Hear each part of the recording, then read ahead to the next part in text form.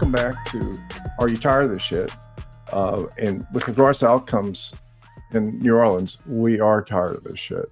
Our big theme here that we're going to be talking about is how do we get better outcomes? And what's behind our situation is that for the political class and politicians, the outcomes are getting elected again. Everything in this city is run politically, meaning it's politically managed, meaning that the outcomes are political, and that means getting elected again. Ever since the city charter changed in 1954, restricting a mayor to 2 terms, every time mayors have gotten 2 terms. And that's been from a period when the city had almost 300,000 more people in 1960 to, having almost 300,000 less people now. So imagine if we had another roughly 300,000 people, working, going to restaurants and bars and paying tax and being socially active, et cetera. Imagine what an urban paradise we could be. I mean, we really could be if this place were better run. And it affects every aspect of our daily lives in the city, every single aspect, where we have things run politically and not run professionally, and political outcomes. One of the areas where it's particularly detrimental to our city, and it's hard to pick one over the other, but one that's extremely important that we all need to focus on more is outcomes for our youth. The outcomes for our youth suck. Let's be honest, they do. And our youth is that's the recruiting class for our next team. We love sports analogies here in New Orleans, and that's who we're going to have running this place and participating in our economy. It's our youth. So it's for 2 reasons, multiple reasons, but the 2 that are tangible that we know about. In terms of entering the criminal economy versus our mainstream economy, we have to consider the criminal economy is a very equal opportunity employer. Equal, I mean, if you can do the job, it doesn't matter what you look like, what you got the job, you can produce. So we have to understand, we have to provide viable alternatives for our youth. And having youth programs treated with respect and some continuity and some resources that are non-financial that the city could contribute and make a difference to our youth. We just don't do it because, again, we have political outcomes. We're going to spread money to, let's give it to all the youth programs, and some don't even have programs with kids, but let's give them money because that's the political thing to do. Let's keep everybody happy, and let's not focus on outcomes other than political ones. So there's short-term fixes here. It's not going to take a generation. It takes a week, whether a youth program is funded regularly, and most of them with stipends, the ones that are effective. So kids will not be breaking car windows for food money if they're in a youth program. And we're looking at after school period. We're looking at summertime when kids get in trouble. It's all well known. And the other thing is, where are our kids going to be in terms of job skills, in terms of everything it takes, the knowledge, communication skills, effective workplace communications, et cetera, whatever it takes to participate in the economy. So there's like an offense and defense part of this. So today I have an interview with Greg Ravy. He's the founder and CEO of Heroes of New Orleans. It's a 10-year-old organization in Algiers. It's an after-school mentoring program. They have summer programs. And Greg also runs a community resource center for adults and everybody in terms of food, clothing, and that's at the Arthur Mundy Center in Algiers. And his program is at the Heroes Center on Anson Street in Algiers. And a full disclosure, Greg's a good friend of mine. I'm a volunteer on the staff at Heroes, and so I've conducted multiple seminars there. I teach a 3D printing elective, which has been very successful, and it's been a good program. So let's hear what Greg has to say. We just questioned him, and again, our goal is to get better outcomes for our youth. We have to have them if we're going to move forward. So take a listen to what Greg had to say. Hey, Greg. Morning. How are things at Heroes today? Good morning, man. We are up and running, man. Getting ready for a busy weekend. Well, good, good. Well, look, we're here on the "Are You Tired of This Shit" podcast, and I'll answer it for everybody. Yes, we are tired of this shit, and we want to hear about outcomes and processes. We don't want any more bull gas. So let me just start off with that. The things that I've learned in my time in Heroes that are what set Heroes apart and are real critical. Is a couple of things. One of them, I guess, first is doing our best to see the world through the kids' eyes. If we don't get to understand that, we're not going to really build get the outcomes that we want. And That's so obvious, but it's just it implies that we have to do a ground up. We can't do a top down approach and have somebody work the program. The program is seeing the world through the kids' eyes.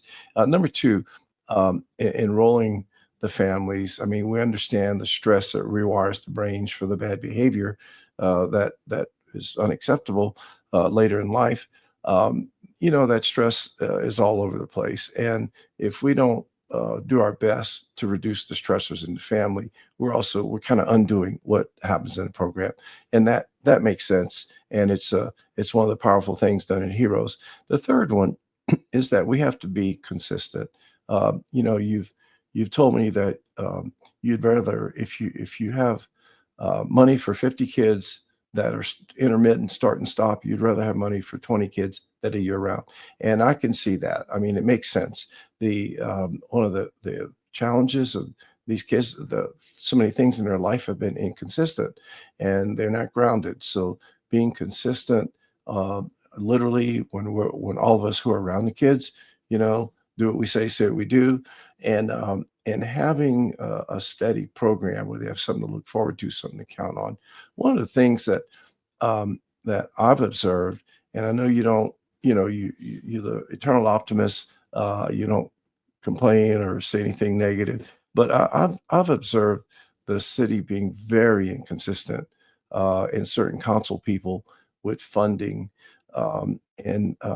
it's just not good. And you have some, I know you have some horror stories about bad things, loss of life when programs were interrupted, and literally with some kid. So, so can you talk a little bit about if the city was hitting on all cylinders in terms of youth programs, your after school and mentoring programs, um, what would that look like? I mean, what do you see the city could do that they, haven't been able to do so far? Yeah, absolutely. First of all, just thank you so much for having me on this show and sharing this platform with Heroes in New Orleans for us to be able to share some of the great things we're doing, some of the challenges that we're facing, so that we can come together and work on. So again, first of all, thank you so much for that. But to answer your question, and you hit it right on the nose in all three areas where you talked about youth, family, and also consistency. And I think, if you start from the bottom up with consistency, it's the most important thing. And I think, our city, I strongly believe, have the resources, um, and these kids are worth saving. And so when we talk about being consistent, the most important thing for kids is knowing where they can go, when they can go there, and what's there for them. Right? A lot of times when we talk to our youth, us being inconsistent is a big rankle in their lives. Right? Right now, we're talking about summer feeding program, just for an example, right? And so we're talking about feeding for the summer, but those issues don't go away during the school year. So during the summer, you can get a meal, but after school, it's going to be hard for you to get a meal. We got to be consistent across the board. We got to understand the issues. We got to start working on those issues, and we got to have those resources really available for kids to access them. Because when they're not really available for kids to access them, then we start running into issues throughout our city in many different ways, and it's an impact, not to only our youth, but our families. We got to be realistic about the climate that we're living in. We got to be realistic about food costs. We got to be realistic about light bills and water bills and all those things that go along with all families, but particularly with underserved communities. And so that's a big burden on our families. And so, again, we want to be there for our family with the resources, and we want to work closely with the city and any other organizations to ensure that our youth and families have everything they need to survive in these times. Yeah, I mean, um, yeah. So that covers the food. But how about just program support? I know some Yeah, summers you've had one department run a program, some summers you've had another department. Sometimes the city department wants to right, pick kids when you've had kids that you have right, lined up for spring and fall, and you'd like to mm, take your same kids. Talk right. about Yeah, stuff like that. Again, it's the yeah, it's the city and coming with a top-down approach, yeah. which we know is not going to work.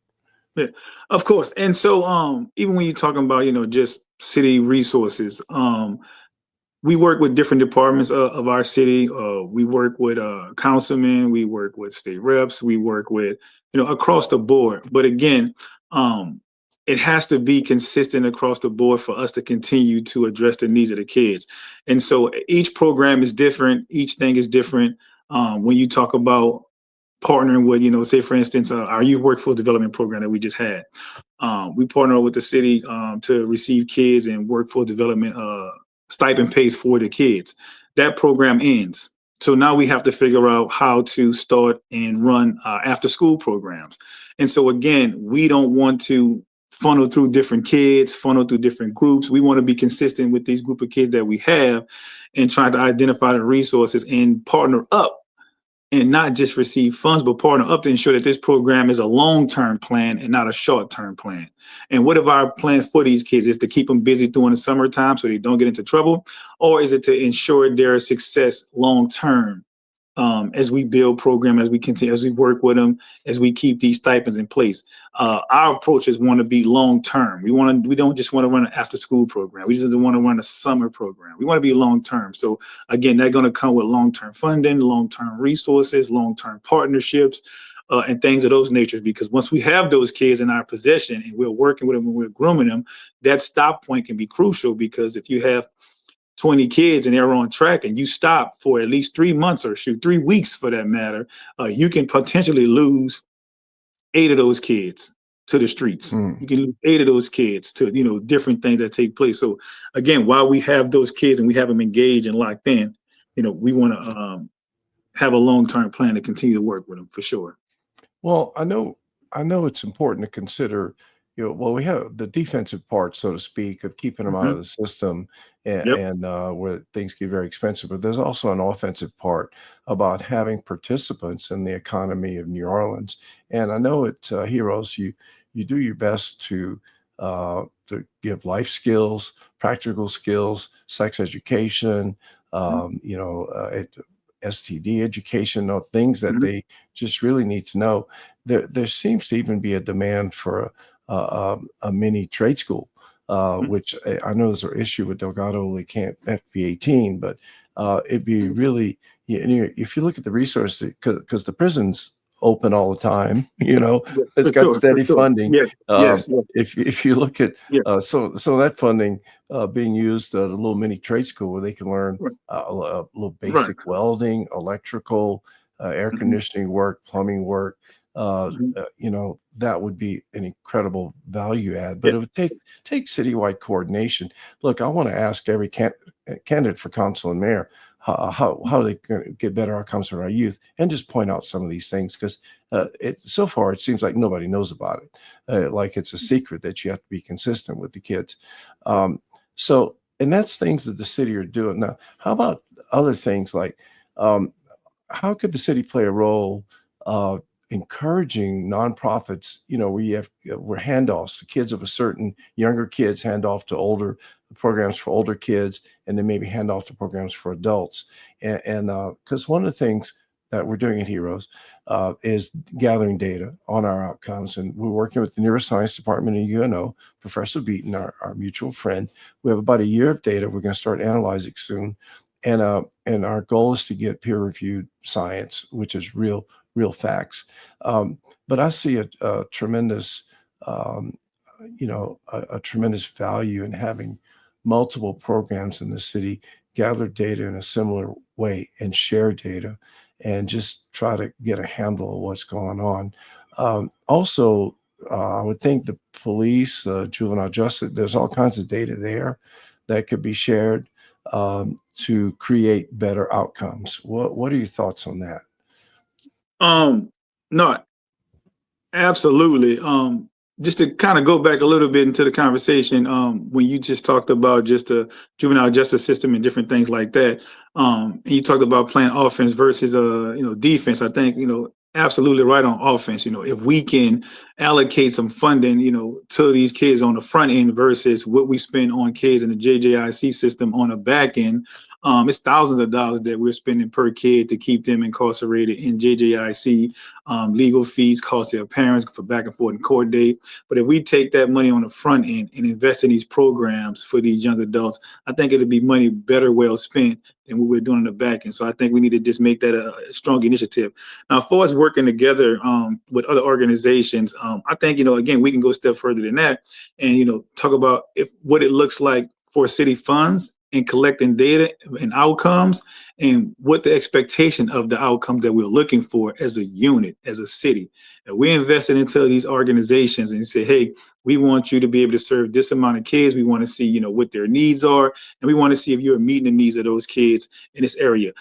Is crime going down in the area in which we're investing in based on the data? Is food insufficiency going down in those areas based on the data? And collaborating. And that's could be some of the requirements for the city funding. So we can strongly say that, hey, these dollars are being used and they're being impactful in these areas. And okay, and how do we take that a step further by collaborating with other organizations, from that city approach? What organizations are doing, understanding what those resources are. We working with youth and families, and these are the program that we have. This other, program we're working with, Second Chance Youth. Other program is a girls only program. How we referring those programs, just like the school system used to be set up when you talk about districts. How that school is impacting that district. How is that organization impacting that district? Do every family in that district have access to that organization to understand their resources and what they're doing through a city directory that we can create? And so just like you're looking for other resources, you can communicate to that district like, hey, Heroes in New Orleans is there. Now, obviously, we do a bunch of promotion, but I want to understand, organize the resources in which they're really available to service the community. So I think, that would be awesome. And then, again, when we talk about data, we talk about stress. We're talking about, what our kids are currently living in. Do we really understand how these things are impacting our kids, or we are just guesstimating saying that, hey, they're being bad because they don't have anything to do, or they're breaking in cars because they needed food. Are we collecting that data? At that point where those kids are making these mistakes or committing these crimes and saying, hey, what was the purpose for this crime? And are we taking that data? And if he said, well, I didn't have no food. And he said, well, where do you live at? Okay, well, I live around Heroes. Okay, well, they got a feeding program that you could have went to instead of making that decision, right? And so, again, that's actually working on the problem and working through the problem. But again, all of that was be suggested by the data and not us just guessing.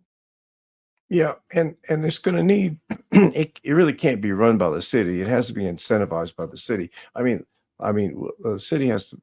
Let's see if they can pick up trash. Once they get that, maybe we can talk about something a little bit more advanced. But I'm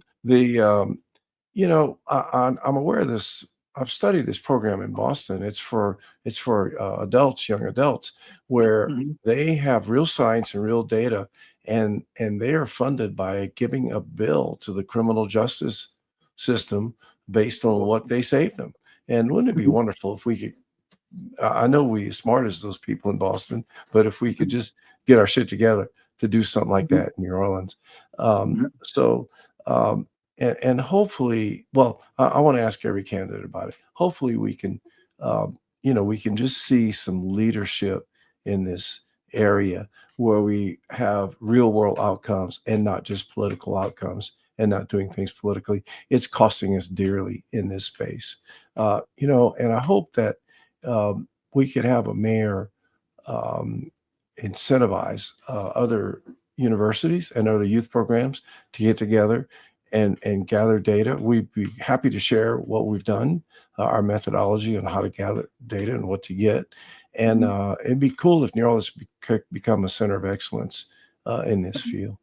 So anyway, all right. Well, look, any last thoughts? We could be doing another one of these. Some things come up. Now the campaign's on, we know who's in it. So So a few things. I think again, you're absolutely right. This city is an amazing city. We have a great opportunity to be trailblazers in the area of youth. We have a lot of great organizations out there that I think that's doing really really great work, but just need the support. We have to give our kids a real chance, right? We expecting things out of them that we didn't put into them, and that's not fair to them. That's not fair to them. That's not fair to the city. That's not fair to the community. And so I think we do need to put have a better push in the youth space, for our young adults. I think you're absolutely right. I think we need to create opportunities for those kids who are not on the college track. We have to be realistic about the opportunities that we have out here for young adults in between the ages of 14 to 19, 21, and be intentional about what we have available for them to participate in to earn some income to support their families. We know it's a hard time right now when any program that's offering a stipend is either have a waiting list or over full. So we have to create more resources for those students. So I definitely think, we have opportunity to do something special here, but we're going to need everybody to get involved on every level. Yeah. Team New Orleans, let's use as many sports analogies I want to, because people apparently understand that. But every year we have a new recruiting class coming up with the kids. And, we're having murders low right now, but it is nationwide. But we've clearly done some good things here. Our police and justice system have. But, the real way is to reduce the supply of criminals. And we know that the kids won't magically get better, because we got to look at the inputs of the system and Yeah. you know Yeah, and I totally agree. And I think, murder is down, and I'm super excited about that, of course. But that can't be the standard because, living in hell or not having resources or, not being comfortable in your space, that's not much better, right? So we yeah can't, make that the bar.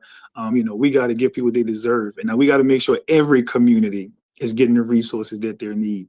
And we're yeah focusing on those communities in which need them most by, like you said, collecting that data and understanding those neighborhoods and what they need. yeah and we want members of Team New Orleans to be able to participate in a high value economy, and we need to have a higher value economy. We need to get our tourism hospitality to be a high value economy by having the city create that. But that's going to be another podcast or so. Well, thanks, Greg. Look, these are some awfully good points, and it'd be interesting. I'll be asking candidates about some of this, and let's see what they say. And Yeah, and this time we got to hold them accountable. They can't just say it. yeah, yeah. And again, I'll be tuning in because I'm definitely wanting to hear, some of these responses. And again, I'm definitely looking forward to working with anyone who want to make New Orleans a better space for our youth and families, because they deserve it for sure. Engagement. I know you'll take whatever somebody brings. Whatever they You bring. don't you just want their money. You want whatever they got. Doesn't have to be money. It is important. There are a lot of non-financial resources that are critical for this. Uh, Absolutely. People's expertise, people's role models, people's connections, et cetera, et cetera. Well, look, thanks. Have a good day at Heroes, and keep up the good fight, my friend. Absolutely. Thank you so much for having me. Thank you for sharing your platform, man. And keep on doing the great work because this is so important, asking the tough questions and getting everybody to the table to create a better New Orleans. This is the only way we can get this done by holding people accountable. And, thanks for even holding me accountable because it's so important. Yeah. Take care. Next time. All right. Yes. All right. Bye. So now you guys know why I think Greg is such a rock star at what he does. I think he's an amazing individual. He is such a bright guy intellectually and emotionally, and he very much keeps it real. What I've learned from being engaged is the real word, more than involved. Engaged in the Heroes program for 3 years is that if we don't get the ability to do our very best and see the world through these kids' eyes, we're not going to get this straight. We're just not going to get it straight. We can't focus on what that we don't like our windows broken. We have to look at what they see to have a chance at getting better outcomes. on our kids. Also, programs, um, I mean, it's not like you can have a set program. The issues that create stress in this population and the bad outcomes are multifaceted. There's a whole lot of things going on. It might be at home, no electricity. It might be no food. It might, it's resource limited and resource issues. So it's very complex. So you really have to design the program and the operational things in the program around, again, the needs of the kids. And we have to also remember it's not just the needs have to be addressed. There have to be some wants to get the potential for these kids. There's some things they want, and we have to look at getting them or helping them get the things that they want. So it's complicated. We'll be back on this topic because it's so important. It's so critical to our city and our future. And but again, Greg's the real deal, and he just outlined a potential plan that anyone could say, hey, we want to do this and we want to measure the outcomes of it so we know what resources go in and how to get, what inputs lead to the right outputs. But again, we have to have something better than just political outcomes. They got us where we are. And if we don't change, they're going to keep us where we are. And we're going to continue a downward spiral in our city, which is very unfortunate. Our people are too special. Our city's too special. We need Team New Orleans to come together. And there's one thing I would have to say about youth programs. I really think engagement is the word. Engagement is not, it's not just giving money. It's being involved. It's bringing what you have to the table. And if you want to work with a nonprofit or youth program that only wants your money, go find another one. Or just show up at Heroes. Greg will take whatever you bring and put it to use. So again, stay tuned, look in the mirror and say, are you tired of this shit? And ask your friends if they're tired of this shit too. Because I certainly am. If someone's not tired of this shit, please post why and tell us what you think's going so great. I'd love to hear it. I'm always looking for something positive. But again, what we have positive here, we're not going to be negative. What we have positive is the future of our city once we get the right questions asked and answered by those who are taking care of it. So thank you, and I'll see you next time. Take care.